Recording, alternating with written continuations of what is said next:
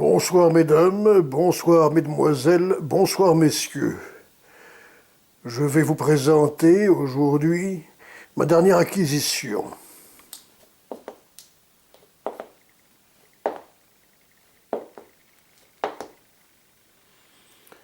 Une huître.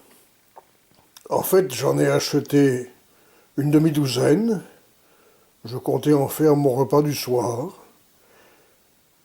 Voilà le problème, le petit problème, si nous la regardons d'assez près, cette huître, c'est que, voyez-vous, lorsque je l'ai ouverte,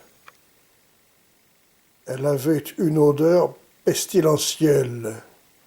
On avait l'impression qu'elle était pourrie à l'intérieur.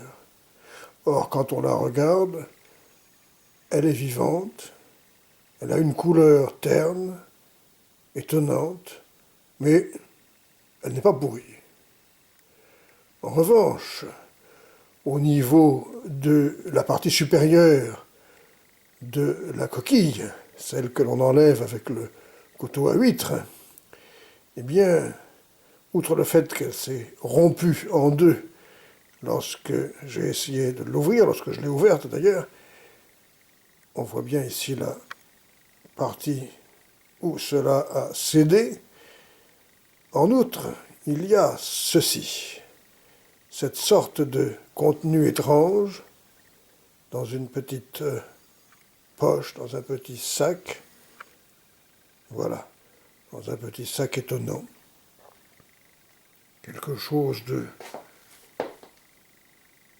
qui ressemble un peu à une partie de la coquille de l'huître, en fait, quelque chose qui s'est ossifié, qui s'est créé comme pour isoler son contenu, ce contenu pestilentiel que je compte bien faire analyser prochainement. En tout cas, ceci se présente comme une huître de marraine et ce sont de bonnes huîtres, théoriquement.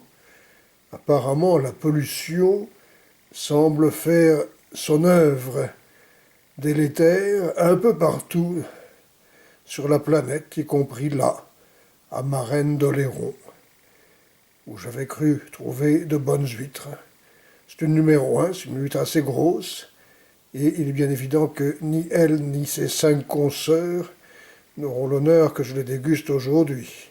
Pas plus qu'un autre jour d'ailleurs. Je vais juste procéder à la visite à un laboratoire pour que l'on me dise si c'est bien du mazout qu'il y a à l'intérieur de cette coquille, ainsi que cela me semble bien être le cas, hélas.